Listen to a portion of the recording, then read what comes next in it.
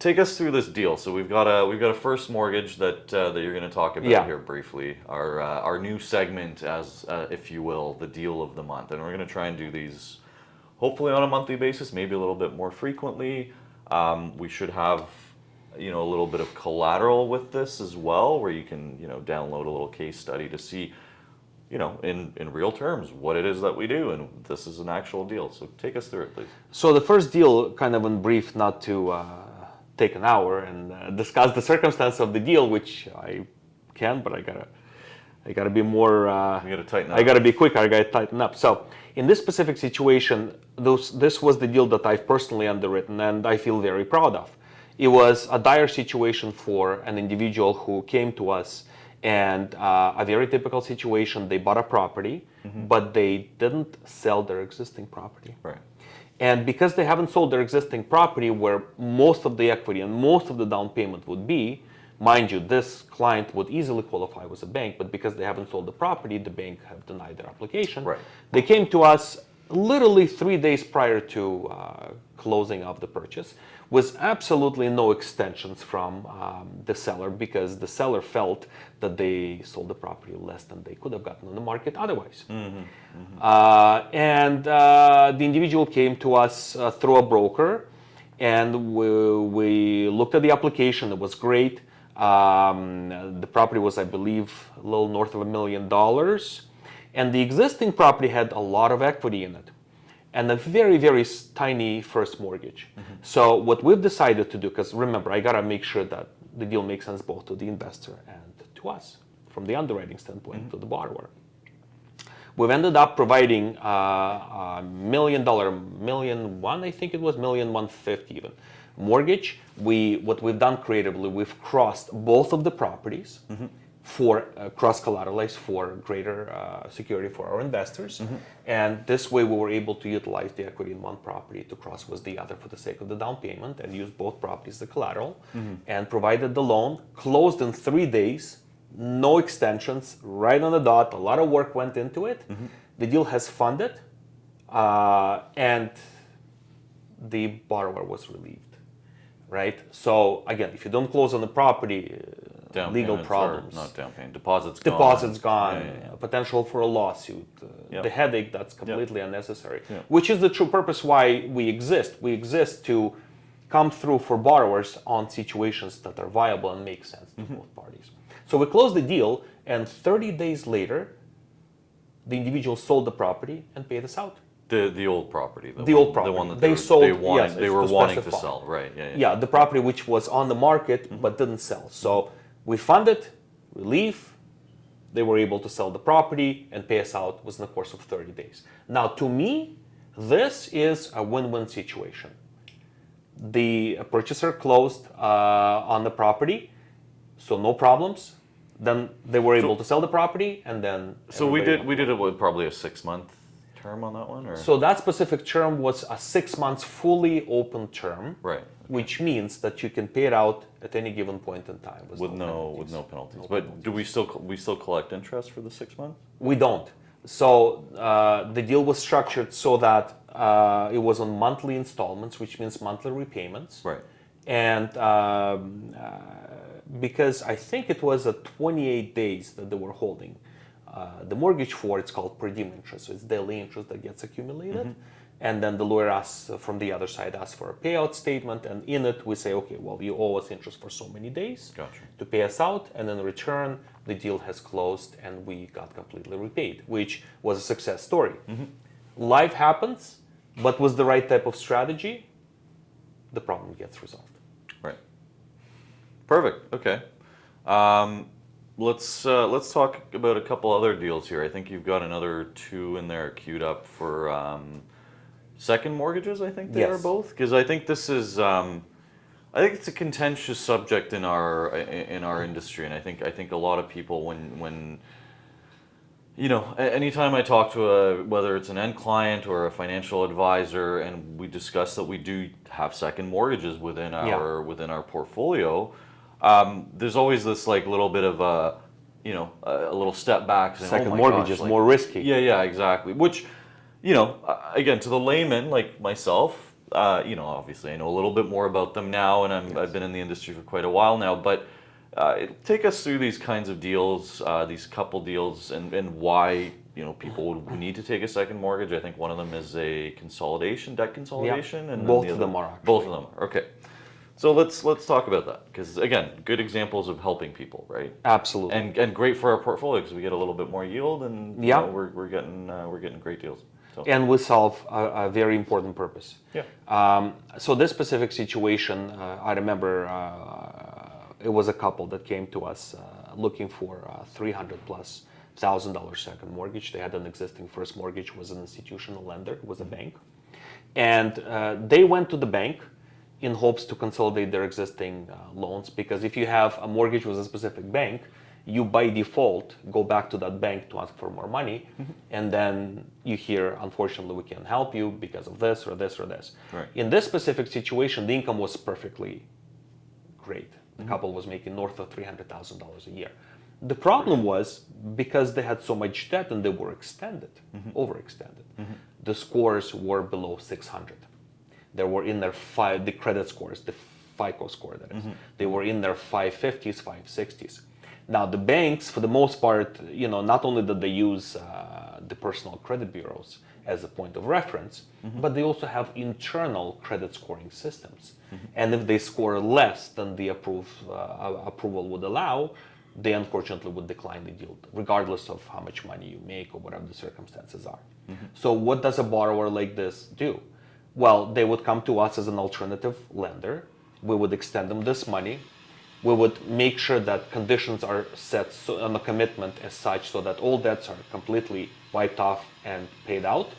We don't typically close credit facilities. You can't really close the credit facilities, but So that's going to hurt your score as well, right? Yeah, and then you're losing access to credit facilities that may be very difficult to regain after, by same-set banks or financial institutions. So in this case, we paid everything out, and their scores went up to probably the high 700s.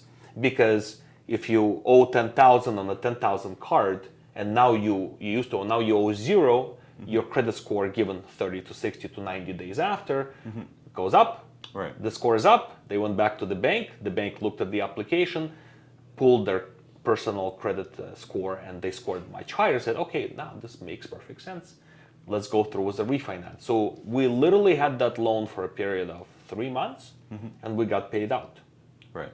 So at the end of the day, the borrowers were able to achieve their objective, to stay with a financial institution, to get a good mortgage, and use us in the meantime to solve their temporary financial troubles. So we're doing God's work here. I guess. No. Well, I mean, listen. I'm making a joke, but it's true. Like, I mean, To be honest with you, I'd really want to think so. And the reason why I want to think so is because look at the amount of trouble that a couple, I can't even imagine.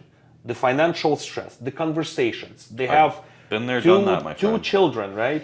Yeah. And the restraint on their relationship, right? Until it's all said and done and solved. I think one of the to your point, I'd say yes. One of the number one causes of divorce is financial stress, right? And that's exactly it. I'm fairly certain that's actually. I'm pulling that out of my what, but I'm pretty sure and that's an correct. actual statistics, right? Especially now in today's economic environment, which we will touch on. Yep. There are more divorces, there are more more bankruptcies, more money trouble. So, to your point, I really feel that we've made a difference here for this family. And as I mentioned before, we're common sense, but we're purpose driven. Well, this is the purpose. Yeah.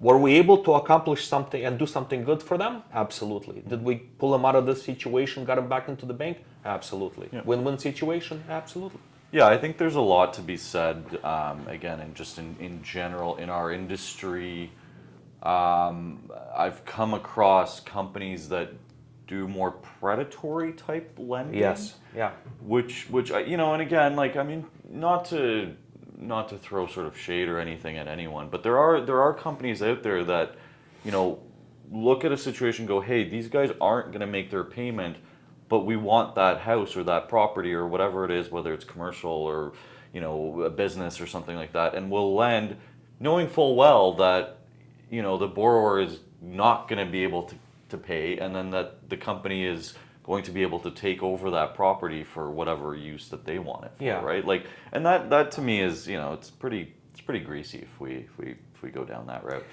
I think it's important that you mentioned on this, and I just want to spend a quick second just to kind of touch on that. Predatory lending is huge.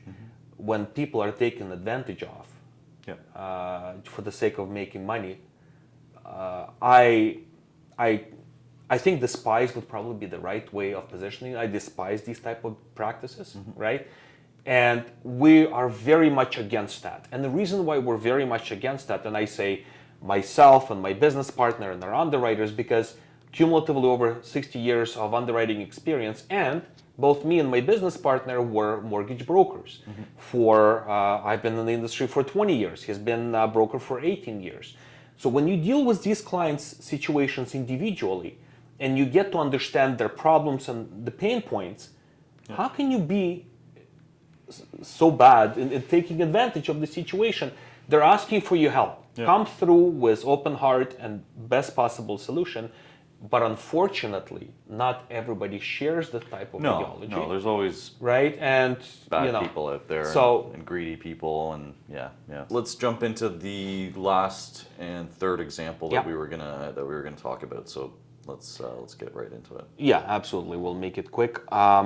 So the reason why I wanted to talk about that specific example, because it's also a debt consolidation second mortgage, but it also shows how we listen to what consumer really wants in terms of a strategy, and we cater to that specific strategy. So we've given a smaller, I think it was $70,000 or $80,000 second mortgage. There was an institutional lender in first position on a great property in Toronto. Which, sorry, I just want to highlight that. I think one of our internal rules is that we never do a second mortgage behind another alternative, right? We do another private lender. Another private lender, yeah. We only ever do seconds behind. Only institutional lenders behind, no mortgage investment entities in first position won't go in second. Maybe in some of the in one of the podcasts we'll discuss. I'll talk about why we don't do that. It carries so many risks. So that specific mortgage, the borrower, we're looking at the bank statements. A single mom with two beautiful kids, but she only makes so much money, and the cash flow is pretty tight. So, but because she has a great qualified income and a good equity position in the property and decent credit, we figured, okay, well, if we give this mortgage for a year, chances are, number one, it's going to improve her credit, financial situation and worthiness, of course, and will create an exit strategy so much simpler, right? Because the credit is up, no debts, she can apply and refinance and pay us out. But, I think the payment was about $700 a month. So what we've decided to do, and she mentioned that, okay, well, I can only afford so much. So creatively, what we've done is we've withheld from the total advance of funds, let's say the interest is $5,000, argumentatively speaking, for the course of the year. We took out $2,500 for due to the total interest that we were going to collect for the course of the year, which left us additional $2,500. And we took the $2,500 and we split it into 12 equal monthly installments. Right. So instead of a $500, let's say, $500 a month payment, which is not 5,000 divided by 12, of course, but a $500 a month payment, the payment is now half. And at $250 a month, she is perfectly capable of making that payment. Yet we've provided the money and paid out all her debts. She's comfortable with her cash flow, and we were able to improve her credit. And then probably in the next couple of months, she's going to pay us out. And that's going to be another success story. Okay, awesome. Clean and simple, but again, effective, and this is exactly the kind of thing that creativity, listening to the borrower, and structuring the product that makes sense. I mean, one of our taglines more so for the mortgage broker community is creative lending solutions, right? Like that's exactly it. And I think the big thing is really that we look at again, why do we exist? Because there's a need in the market, right? And we look at those particular cases, particular individuals. We're able to evaluate them. This is something I always talk about on our webinars, right, with our clients. Just to say, look, we're not just the big bank ticking off boxes on a form, right? We actually look at the specific situation on a case-by-case basis, and that's why we can do things like this.